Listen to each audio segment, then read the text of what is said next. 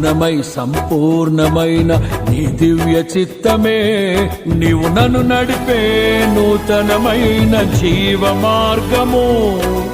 పూర్ణమై సంపూర్ణమైన నీ దివ్య చిత్తమే నీవు నన్ను నడిపే నూతనమైన జీవ మార్గము.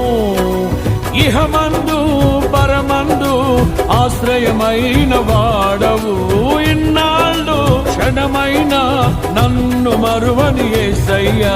నా తోడు నీవుంటే అంతే చాలయ్యా, నా ముందు నీవుంటే